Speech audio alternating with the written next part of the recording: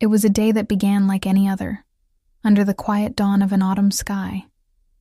But by sunset, it would be etched into history as a day of unprecedented violence, a day that would forever alter the landscape of a nation and send shockwaves across the globe. On October 7th, 2023, the world watched in horror as a meticulously planned, multi-pronged attack was unleashed on Israel, an event that has since been called the deadliest day for the Jewish people since the Holocaust. What you are about to hear is the story of that day, a minute-by-minute account of the terror, the tragedy, and the human cost of an attack that continues to reverberate to this day. Before we delve into the harrowing details of that day, a quick reminder to comment, like, share, and subscribe so you don't miss future episodes of the Calendar of Crime.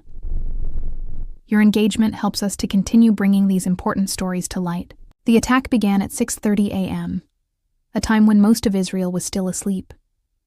It was Shemini Atzeret, a joyous Jewish holiday marking the end of the annual cycle of public Torah readings. But the festive atmosphere was shattered by the sudden wail of air raid sirens across southern and central Israel. This was the opening salvo of Operation Al-Aqsa Flood, a name announced by Mohammed Deif, the elusive leader of Hamas's military wing. In a pre-recorded message, he declared that the time of Israel's rampaging without accountability had ended, and called on Palestinians to join the assault. What followed was a barrage of rockets on a scale never seen before. In just 20 minutes, over 2,200 rockets were fired from Gaza, a number that surpassed half the total launched during the entire 11-day conflict in 2021.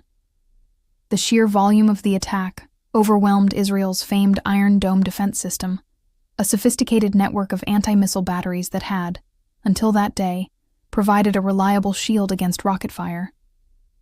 As the rockets rained down, a far more terrifying reality was unfolding on the ground.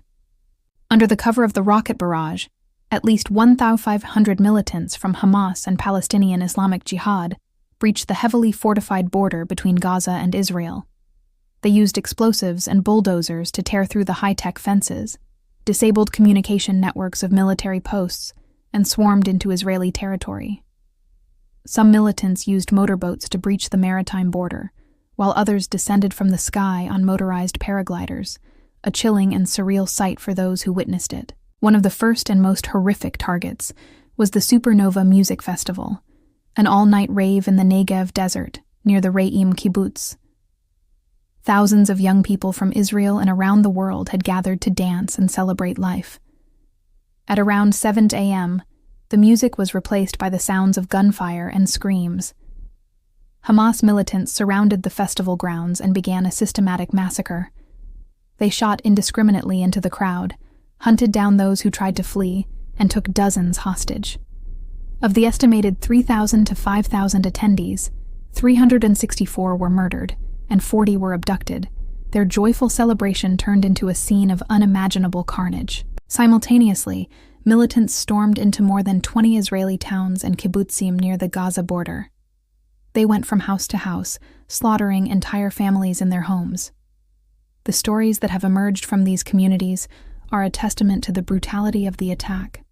In places like Kfar Aza and Be'eri, the world would later see evidence of torture, rape, and the murder of men, women, and children.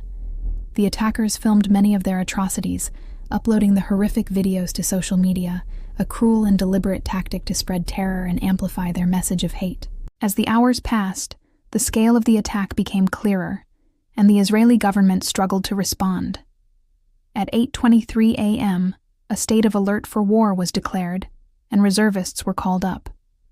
Prime Minister Benjamin Netanyahu, in his first public statement at 11:35 a.m., declared that Israel was at war. But on the ground, in the communities under attack, help was slow to arrive. For hours, civilians were left to fend for themselves, hiding in safe rooms, desperately calling for help that was not yet coming. The attackers had effectively created a state of chaos, and the Israel Defense Forces, caught by surprise, were struggling to regain control. By the end of the day, the death toll had climbed to over 200, the vast majority of them civilians. More than 240 people, including children and the elderly, were dragged into Gaza as hostages, their fate unknown. The October 7th attack was not just a military operation. It was a coordinated act of terror on a scale that Israel had never experienced. It was a day that left a deep and lasting scar on the nation's psyche, a day that would trigger a devastating war in Gaza and a humanitarian crisis of immense proportions. The events of October 7th are a stark reminder of the fragility of peace and the devastating consequences of hatred and violence. The stories of the victims, the survivors, and the heroes who emerged from the chaos must never be forgotten. They are a testament to the human spirit's resilience in the face of unimaginable horror and a call to the world to work towards a future where such atrocities are never repeated.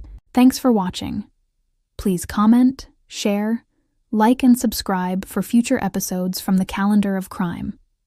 Your support allows us to continue our mission of documenting and remembering the most significant criminal events of our time.